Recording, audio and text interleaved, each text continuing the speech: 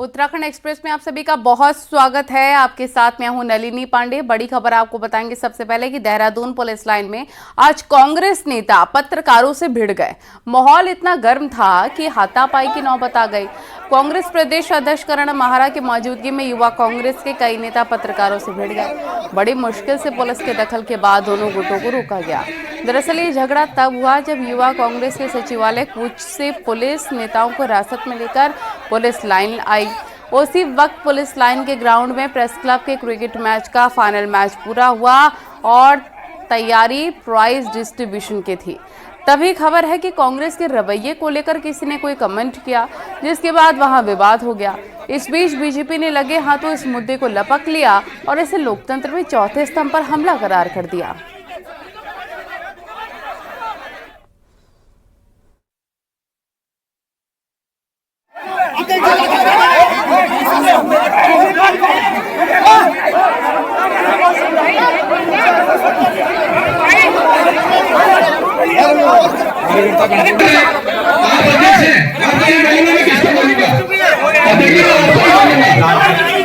और इस बौखलाहट के कारण वो लोकतंत्र के चौथे स्तंभ पर भी हमला करने से नहीं चूक रहे हैं और इस बौखलाहट में उनको हर व्यक्ति अपना विरोधी नजर आ रहा है और इसी के कारण उन्होंने आज लोकतंत्र के चौथे स्तंभ पत्रकारों पर भी हमला करने की कोशिश की है। नशा नहीं, नौकरी दो की मांग के साथ युवा कांग्रेस ने सचिवालय कूच किया था। युवा कांग्रेस के राष्ट्रीय अध्यक्ष उदय भानु चिब के साथ कांग्रेस के सीनियर नेता भी इसमें शामिल हुए। हालांकि कूच से पहले देहरादून के रेंजर्स ग्राउंड में कुर्सियां खाली दिखी, जबकि मंच पर कांग्रेस बड़े नेता एक के बाद एक भाषण देते रहे।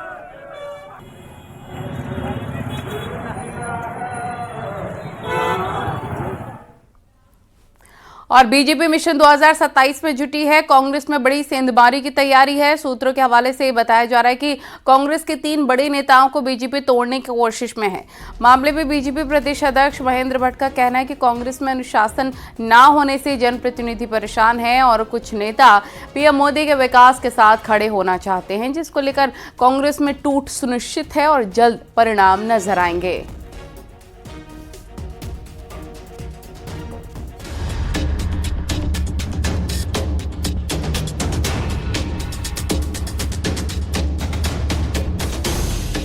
केदारनाथ चुनाव की जीत से बीजेपी का कॉन्फिडेंस बढ़ा हुआ है, तो देवभूमि में हिंदुत्व का नारा भी असर दिखा रहा है। ऐसे में 2027 में तीसरी बार सत्ता में वापसी का दावा बीजेपी अभी से कर रही है। बीजेपी को प्रधानमंत्री नरेंद्र मोदी के नाम पर भरोसा है, तो देवभूमि में सरकार चला रहे सीएम पुष्कर सिंह धामी के काम पर भी। इसी माहौल के बीच बीजेपी कांग्रेस में बड़ी सेंधमारी करना चाहती है। सूत्रों का दावा है कि बीजेपी ने कांग्रेस के 3 बड़े नेताओं को टारगेट पर लिया है। इसके साथ कुछ विधायकों पर भी बीजेपी की नजर है। बीजेपी ने 2016 में 10 विधायक तोड़कर 2017 में सरकार बनाई। फिर 2022 में भी बीजेपी ने कुछ नेता तोड़े, तो लोकसभा चुनाव से पहले कई कांग्रेस नेता तोड़े। ऐसे में 2027 से पहले यही काम करके कांग्रेस का खेल खराब करना चाहती है। बीजेपी प्रदेश अध्यक्ष महेंद्र भट्ट का दावा है कि कांग्रेस में बड़ी टूट तय है और प्रधानमंत्री नरेंद्र मोदी के विकास से कई कांग्रेस नेता जुड़ना चाहते हैं। देखिए, कांग्रेस के अंदर जो भी कार्यकर्ता निर्वाचित जनप्रतिनिधि है वो कांग्रेस में अनुशासन में रह नहीं सकता है। और जो संकेत आ रहे हैं, न जाने अभी 2-3 महीनों के अंदर फिर अनुशासन में रहने की इच्छा से भाजपा आने में आ सकते हैं। मैं उस संकेत को मना नहीं कर सकता हूँ और हमारा भी प्रयास रहता है कि जब हमने ये कहा है कि देश को मोदी जी की आवश्यकता है, देश को विकास की आवश्यकता है, तो कांग्रेस के अंदर ऐसे अनेकों जनप्रतिनिधि हैं जो विकास का खड़ा होना चाहते हैं। उसकी शुरुआत के दरवाजे हरीश रावत जी ने कल खोल दिए। यानी कांग्रेस बची भी कहाँ है? कांग्रेस की टूट सुनिश्चित है और अनेकों लोग संपर्क में हैं और मैं कह सकता हूँ कि वो बहुत जल्द उसके परिणाम दिखाई देंगे। लोकसभा चुनाव से पहले बीजेपी ने कांग्रेस के सिटिंग विधायक राजेंद्र भंडारी को तोड़ा। हालांकि बद्रीनाथ सीट हाथ नहीं लगी, लेकिन 2027 से पहले बीजेपी को यकीन है कि कांग्रेस के कई बड़े नेता शामिल होंगे। कांग्रेस नेता प्रीतम सिंह के मुताबिक बीजेपी को कांग्रेस नेताओं के काम पर यकीन है, लेकिन 2027 दूर है। वहीं रणजीत रावत ने कहा कि जो नेता कांग्रेस में रहकर बीजेपी की मदद कर रहे हैं वो जल्दी चले जाएं ताकि कांग्रेस का भला हो। भारतीय जनता पार्टी को लोकतंत्र में विश्वास नहीं है और ना ही उन्हें अपने नेताओं पर विश्वास है। वो इस बात को भली भांति जान चुके हैं कि हम ना तो सरकार चला सकते हैं ना सरकार को संचालित कर सकते हैं। ये विपक्ष में तो बहुत अच्छा काम कर लेते हैं, लेकिन सत्ता में बैठ करके सत्ता किस तरीके से चलाई जाती है अनुभव नहीं है। इसलिए वो कांग्रेस के लोगों को जो है तोड़ करके सरकार में मंत्री पद देना चाहते हैं, मुख्यमंत्री पद देना चाहते हैं। जो बीजेपी अध्यक्ष प्रदेश अध्यक्ष का बयान है कि हम बड़ी सेंधमारी करने जा रहे हैं कांग्रेस में, तो मैं तो यही कहना चाहूंगा जो लोग कांग्रेस में रह करके जो है बीजेपी का काम कर रहे हैं वो सारे वहीं चले जाए तो हमें ज्यादा सुविधा होगी कांग्रेस। देवभूमि में हिंदुत्व की बात बीजेपी का सबसे मजबूत पक्ष है, तो सामने 2014 से प्रधानमंत्री मोदी के नाम के आगे हर बार हार रही कांग्रेस है, जिसे कमजोर बनाने के लिए बीजेपी कोई कोर कसर नहीं छोड़ना चाहती और 2027 से पहले फिर बड़ी टूट करके बीजेपी तीसरी बार सत्ता में वापसी का प्लान तैयार कर रही है। रामनगर से गोविंद पाटनी के साथ दीपांकर भट्ट, न्यूज़ 18, देहरादून। और बीजेपी ने निकाय चुनाव को लेकर बड़ा फैसला कर लिया है। सभी 11 नगर निगमों, 45 नगर पालिकाओं, 46 नगर पंचायतों के लिए चुनाव प्रभारी नियुक्त किए गए। बीजेपी ने देहरादून नगर निगम के लिए कुलदीप कुमार, ऋषिकेश में दान सिंह रावत, हरिद्वार में ज्योति प्रसाद गौरेला और रुड़की में राम मोहन अग्रवाल, कोटद्वार में राकेश गिरी, श्रीनगर में श्रमेश गाड़िया, पिथौरागढ़ में गोविंद पलखवाल, अल्मोड़ा में प्रदीप बिष्ट, रुद्रपुर में दीपक मेहरा, हल्द्वानी में मनोज पाल और काशीपुर नगर निगम के लिए तरुण बंसल को चुनाव प्रभारी नियुक्त किया गया है।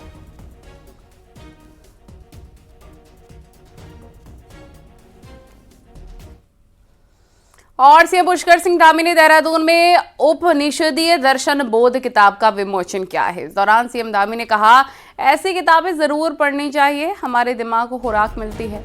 मुख्यमंत्री ने यह भी कहा कि हमारा राज्य चिंतन का महत्वपूर्ण केंद्र है और कई विद्वानों ने यहाँ की यात्राएं की हैं।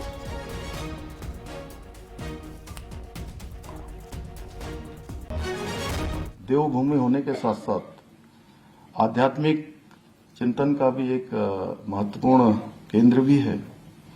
इसीलिए आदि शंकराचार्य जी, स्वामी विवेकानंद जी ने हमारे राज्य की पूरी यात्रा करी है। यहाँ पर अनेक स्थान हैं, अल्मोड़ा से लेकर अनेक उनके जो ग्रंथ वो पुस्तकें लिखी गई हैं उसमें उसका विस्तार से उल्लेख है। हमारे सभी ऋषि मुनियों ने इस पुण्य धरा को अपनी शरण स्थली बनाया है। मेरा मानना है कि अपनी परंपरा और संस्कृति के संरक्षण से ही कोई समाज अपना मजबूत भविष्य कर सकता है। ऐसे में इस प्रकार की पुस्तकें आने वाली हमारी जो पीढ़ियां हैं उनको हमारी जड़ों से, हमारी संस्कृति से जोड़ने का काम करेगी। चारधाम यात्रा के बाद अब फाइनली 8 दिसंबर से शीतकालीन चारधाम यात्रा शुरू होने जा रही है। मुख्यमंत्री पुष्कर सिंह धामी बाबा केदार के शीतकालीन प्रवास ऊखीमठ में पूजा अर्चना कर यात्रा का शुभारंभ करेंगे। देखिए रिपोर्ट।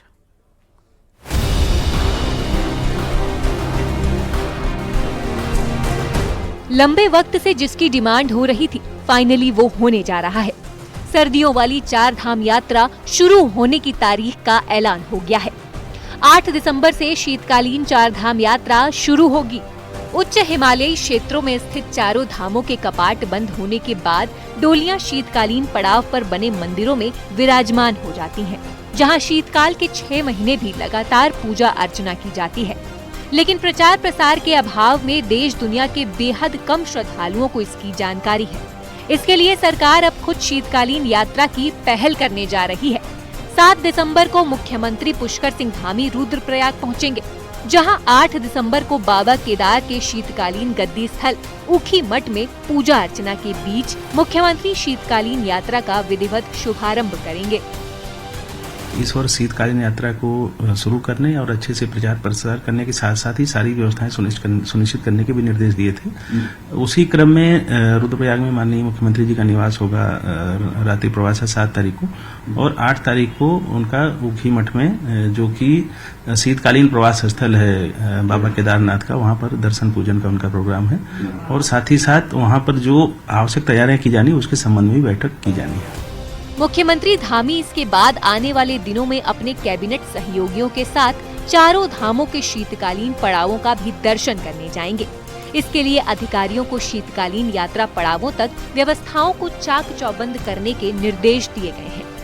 मकसद है शीतकालीन यात्रा का प्रचार प्रसार कर उसे प्रमोट करना, ताकि साल भर 4 धाम यात्रा चले। देहरादून से न्यूज 18 के लिए सुनील नौप्रभात की रिपोर्ट।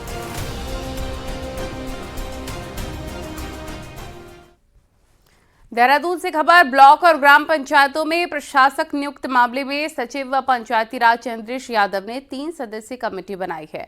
9 दिसंबर तक कमेटी पंचायती राज एक्ट के तहत सभी पहलुओं की जांच कर अपनी रिपोर्ट देगी। ब्लॉक और ग्राम पंचायतों का कार्यकाल खत्म होने के बाद जिला पंचायत अध्यक्षों को प्रशासक का चार्ज मिला है। अब ऐसी मांग ब्लॉक प्रमुख ग्राम पंचायतों की भी थी।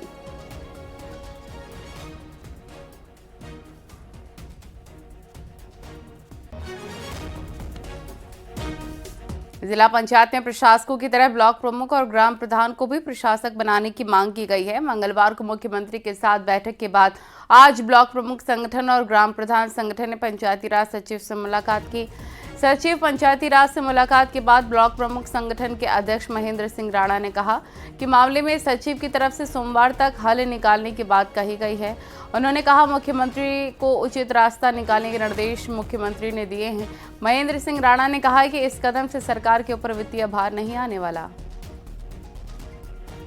माननीय मुख्यमंत्री जी से हमारी मुलाकात हुई थी, प्रमुख संगठन और प्रधान संगठन की। तो माननीय मुख्यमंत्री ने आश्वासन दिया था कि आपकी जो मांगे हैं जायज हैं और ये होना भी चाहिए, मैं प्रयास कर रहा हूँ। तो उसी बारे में माननीय मुख्यमंत्री जी ने सचिव साहब को कल कॉल की थी, उन्होंने कहा था सचिव से मिलिए। तो आज हम सचिव साहब से मिलने आए थे हम लोग, और उसी बारे में, उसी एक्ट के बारे में जो 130(6) है, तो उसके बारे में हम लोग बात हुई सचिव साहब से। अभी बड़ी अच्छी मजबूती से बात हुई और बड़ा पॉजिटिव है। मुझे लगता है कि जल्दी हम लोगों को एक अच्छी मैसेज सुनने को मिलेगा। सीएम पुष्कर सिंह धामी ने देवेंद्र फडणवीस को महाराष्ट्र विधायक दल का नेता चुनने पर बधाई दी है। सीएम धामी ने एक्स पर लिखा, महाराष्ट्र विधायक दल का नेता चुनने पर शुभकामनाएं। मुझे विश्वास है कि पीएम मोदी के मार्गदर्शन में महाराष्ट्र का विकास तेजी के साथ होगा। आपको बता दें, कल महाराष्ट्र के सीएम पद की शपथ देवेंद्र फडणवीस लेंगे।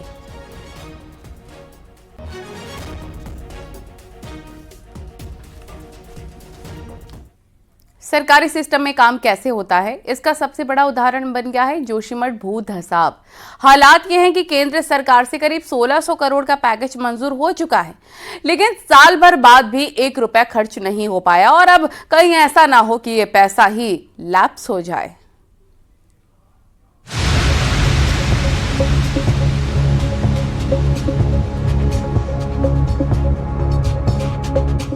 जनवरी 2023 में चमोली के जोशीमठ में जो भू धसाव शुरू हुआ, उसने जोशीमठ का भूगोल बदल दिया था।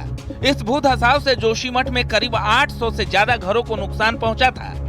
जोशीमठ आपदा को देखते हुए राहत कार्यों में केंद्र और राज्य सरकारों ने पूरी ताकत झोंक दी। मुख्यमंत्री के लगातार प्रयासों के बाद केंद्र ने अक्टूबर 2023 में 1658 करोड़ का राहत पैकेज जारी किया। लेकिन आपको ताज्जुब होगा ये जानकर कि राहत पैकेज जारी होने के 1 साल बाद भी इसमें से 1 भी रुपया राज्य को नहीं मिल पाया। और इसके पीछे कारण रहा है सिर्फ और सिर्फ अफसरों की लापरवाही। राज्य के विभाग इस 1 साल में कामों की डीपीआर तक नहीं बना पाए। बिना डीपीआर जमा किए केंद्र से पैसा रिलीज होता भी तो कैसे? कुछ टाइम लगेगा, क्योंकि डीपीआर बहुत तेजी से बनाई गई है, नहीं बन पाई थी। कई कारण उसके थे, जैसे आपने बताया कि कुछ इन्वेस्टिगेशन थे जो बरसात में नहीं हो सकते थे। उसके पहले कुछ वो कहीं से चूक रह गई थी, नहीं बन पाया था किसी कारण से। अब सब कुछ दूर हो गया है। अब डीपीआर हमारी बनके तैयार हो गई है। डीपीआर में चेकिंग में टाइम लगा है। जोशीमठ में 4 विभाग, लोक निर्माण, जल संस्थान, जल निगम और सिंचाई विभाग को काम करना है। चारों विभाग समय पर डीपीआर नहीं बना पाए। करीब साल भर बाद ये डीपीआर अब जाकर शासन में जमा हुई है, जिनमें अभी कई टेक्निकल पेच हैं। माना जा रहा है कि इस महीने के अंत तक कहीं जाकर डीपीआर केंद्र को भेजी जाएगी। यानी कि बहुत जल्द जो अभी अन्य जो विभाग हैं जिनका टीएसी होना है वो बहुत जल्द उसको भी करेंगे, और मैं ऐसा मान के चलता हूँ लगभग अगले 8-10 दिन में इसको हम लोग सेंटर में भेजेंगे जहां इसका परीक्षण होगा, और उसके बाद ये स्वीकृति मिल जाएगी। मुख्यमंत्री धामी ने जितनी सक्रियता के साथ जोशीमठ के लिए करोड़ों का आर्थिक पैकेज मंजूर कराया, अफसरों की सुस्ती ने उतनी ही धीमी रफ्तार से काम को आगे बढ़ाया। इसका नतीजा ये हुआ कि करीब 2 साल बाद भी जोशीमठ में पुनर्निर्माण के काम शुरू नहीं हो पाए हैं। देहरादून से न्यूज़ 18 के लिए सुनील नप्रभात की रिपोर्ट। पूर्व मंत्री और टिहरी से बीजेपी विधायक किशोर उपाध्याय ने विधानसभा स्पीकर से मिलकर मांग की है कि उत्तराखंड विधानसभा में 70 से ज्यादा विधायक हो और लोकसभा सीटें बढ़ें। इसके लिए केंद्र से गुजारिश करनी चाहिए। उपाध्याय ने कहा है कि आगे जब भी उत्तराखंड में परिसीमन होगा तब पहाड़ से विधानसभा सीटें घटना तय है। ऐसे में परिसीमन के दौरान जनसंख्या का मानक बदलना चाहिए, वरना पहाड़ी राज्य उत्तराखंड का औचित्य नहीं रहेगा।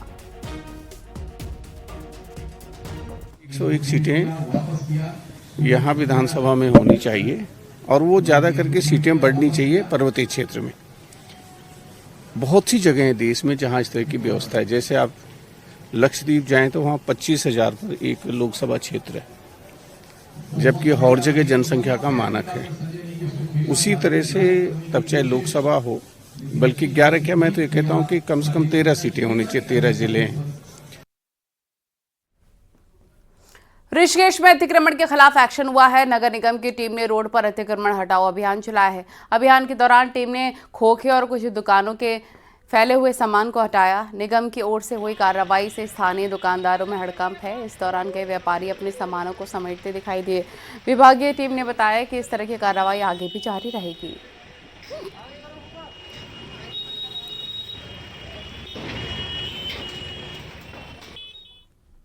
डीएम पिथौरागढ़ ने बुधवार को सिंचाई विभाग में छापेमारी की। इस दौरान डीएम ने पाया है कि सुबह 10:30 बजे तक भी विभाग में ताला लटका रहता है। साथ ही ऑफिस की हालत काफी खराब थी, कई फाइलें जमीन पर पड़ी मिली। इसके बाद डीएम ने पूरे स्टाफ की सैलरी रोकने के आदेश दिए हैं। साथ ही पूरे प्रकरण की जांच के आदेश भी दिए।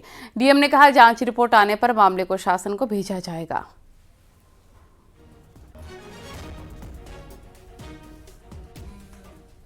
आमतौर पर कहीं भी गुलदार या बाग दिखने पर लोग वन विभाग से इन्हें पकड़ने की मांग करने लगते हैं, जिसके लिए वन विभाग पिंजरे भी लगाता है। लेकिन अब वन विभाग को पिंजरे लगाने से पहले 1000 बार सोचना होगा। आखिर हम ऐसा क्यों कह रहे हैं, देखिए इस रिपोर्ट में।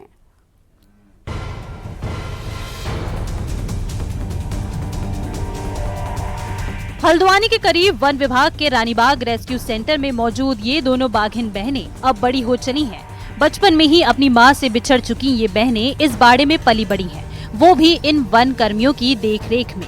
रेस्क्यू सेंटर में कई ऐसे बाड़े हैं जहां घायल और उम्रदराज बाघ बाघिन और गुलदार हैं। कई बार तो घायल जानवरों का इलाज करने के बाद उन्हें जंगल में छोड़ दिया जाता है, लेकिन कई जानवरों की ऐसी स्थिति नहीं होती कि उन्हें जंगल में छोड़ा जा सके। ऐसे में अब रेस्क्यू सेंटर पूरी तरह से पैक हो चुके हैं और वन विभाग के सामने नई चुनौती आ खड़ी हुई है।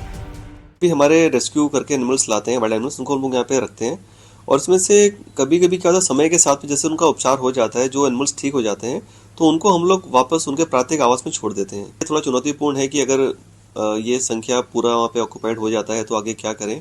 तो उसके लिए अभी हमारे यहाँ पे हल्द्वानी में भी जो जू का एक प्रस्ताव था, तो उसमें एक वाइल्ड लाइफ रेस्क्यू सेंटर बनाने का एक प्रस्ताव चल रहा है, और उसको बन जाने से भी हमें काफी सुविधा इसमें हो जाएगी। दरअसल वन विभाग ने वाइल्ड लाइफ के रेस्क्यू के लिए अल्मोड़ा, रानीबाग, रामनगर, चिड़ियापुर और देहरादून में सेंटर बनाए हैं, जिसमें टाइगर, लेपर्ड के लिए जहां विशेष बाड़े हैं, वहीं अन्य तरह के जानवरों और चिड़ियाओं के लिए छोटे पिंजरे भी हैं। लेकिन इनमें मौजूद टाइगर और लेपर्ड के ज्यादातर बाड़े फुल हो चुके हैं।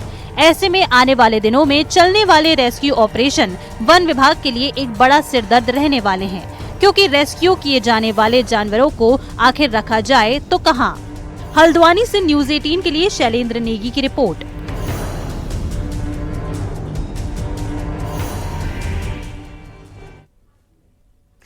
और रुड़की से एक बड़ी खबर आपको बता दें, यहाँ के आईआईटी के एक छात्र का शव हॉस्टल के कमरे में लटका मिला है। सूचना पर मौके पर पुलिस पहुंची, शव को कब्जे में लेकर पोस्टमार्टम के लिए भेजा है। बताया जा रहा है कि छात्र राजस्थान के नागौर का है और जानकारी के अनुसार छात्र नागौर राजस्थान का रहने वाला था। छात्र bachelor of science and master of science का 2nd ईयर का छात्र था। मृतक के परिजनों को सूचित कर दिया गया। आत्महत्या के कारणों की पुलिस फिलहाल जांच कर रही है।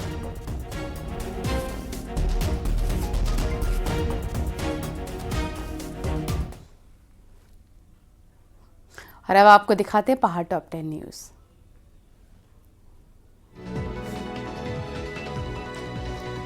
पिथौरागढ़ शहर में आवारा कुत्तों से लोग परेशान हैं। कुछ सामाजिक संगठनों ने स्ट्रीट डॉग्स के लिए शेल्टर तैयार किया, खाने पीने की व्यवस्था की। हरिद्वार में स्ट्रीट डॉग्स से लोग काफी परेशान हैं। कॉलोनी की महिलाओं ने डीएम से शिकायत कर कुत्तों के आतंक से निजात दिलाने की मांग की है। अल्मोड़ा यूनिवर्सिटी के कर्मचारी भी अब नैनीताल के कुमाऊं विश्वविद्यालय में वापस आ सकते हैं। हाईकोर्ट ने सरकार के 2021 के आदेश को रद्द कर दिया है। संत समाज ने एक बार फिर ऋषिकेश के त्रिवेणी संगम पर स्थायी रूप से गंगा की जलधारा लाने की मांग की। पहले बजट नहीं मिलने से योजना सिरे नहीं चढ़ सकी। रुड़की में अग्निवीर भर्ती का आयोजन 11 से 21 दिसंबर तक किया जाएगा। इसको लेकर पुलिस और प्रशासन समेत कैंटोनमेंट बोर्ड भी अलर्ट पर है। बागेश्वर जिले में बीते साल से मोर देखे जा रहे हैं। स्थानीय लोगों का कहना है कि क्षेत्र में बार बार मोर दिखाई दे रहा है। बारिश नहीं होने से रबी की फसल की बुआई नहीं हो पा रही है, इसकी वजह से किसान परेशान हैं। उत्तरकाशी की 30 से 40 हजार की आबादी को मार्च से भरपूर पानी मिल जाएगा। सरकार ने हाईकोर्ट से कहा है कि 2 योजनाओं से बड़कोट के लोगों को पानी की पूरी सप्लाई होगी। भीमताल झील के डैम का ट्रीटमेंट हो गया है। सिंचाई विभाग का दावा है डैम से हो रहे पानी के रिसाव को रोक दिया गया है। उत्तरकाशी के बड़कोट में जनजाति महिला कल्याण एवं बाल उत्थान संस्था का 33वां स्थापना दिवस मनाया गया, जिसमें संस्था ने स्थानीय उत्पादों की प्रदर्शनी भी लगाई। पहाड़ों में बारिश बर्फबारी नहीं हो रही है, लेकिन लगातार ठंड बढ़ती जा रही है। सूखी ठंड ने लोगों की मुसीबतें बढ़ा दी हैं। वहीं ऊंचाई वाले इलाकों में झरने तक जम चुके हैं। ये तस्वीर चमोली के ऋषि गंगा की है, जहां के आसपास पानी जम चुका है। बद्रीनाथ धाम के निकट बहने वाली ऋषि गंगा पूरी तरीके से जम चुकी है। बद्रीनाथ धाम में लगातार तापमान गिरता जा रहा है। पीने का पानी जम चुका है। हालांकि बद्रीनाथ धाम के कपाट शीतकाल के लिए बंद है।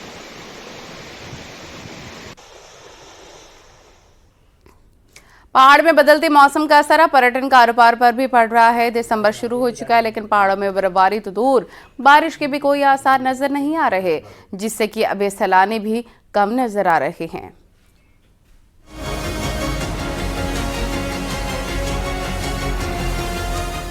दिसंबर के महीने में पहाड़ के ऊपरी इलाकों में बर्फ की सफेद चादर आमतौर पर बिछ जाती थी, लेकिन इस बार हालात एकदम उलट हैं।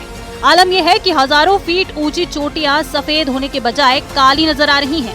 ये हालात कुमाऊं और गढ़वाल दोनों के पहाड़ी इलाकों में देखने को मिल रहा है।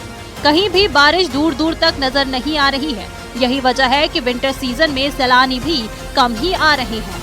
विगत वर्षों से इस बार पर्यटकों की कुछ कमी देखने को मिल रही है। उसका मुख्य कारण यह है कि पिछले वर्ष मौसमों में जरा बर्फबारी की संभावना ज़्यादा बनी रहती थी, तो इस बार बर्फबारी कम हो रही। बीते 5 सालों में इस बार का नवंबर सबसे अधिक गर्म गुजरा है। इस साल होटल कारोबारियों को दिसंबर में वो बुकिंग भी नहीं मिल पाई है जो बीते सालों तक मिलती थी। ऐसे में पर्यटन कारोबारियों पर भी मौसम की मार सीधे पड़ रही है। आजकल जिस तरह से ग्लोबल वार्मिंग हमारी हो रही है, उससे हर चीज़ इफेक्ट हो रहा है। टेम्परेचर बढ़ रहा है और कभी जब हम देख रहे हैं बारिश का भी अंतर आता जा रहा है, कभी ज़्यादा हो रही, ज़्यादा कम हो रही है। तो प्रकृति का एक नियम है हर चीज़ के लिए जो उसका तापमान का होता है। पहाड़ में तापमान बढ़ने से मौसम के मिजाज में कई बदलाव देखने को मिल रहे हैं। ग्लेशियर्स के गलने की रफ्तार तो बढ़ ही रही है, साथ ही पहाड़ की ठंड भी गायब हो रही है। ऐसे में अब बेहतर यही होगा कि पहाड़ के मिजाज को भांपते हुए नए सिरे से प्लानिंग की जाए, जिससे पहाड़ पर ग्लोबल वार्मिंग का असर कम से कम पड़े। न्यूज़ 18 के लिए किशन जोशी के साथ विजय वर्धन उप्रेती की रिपोर्ट।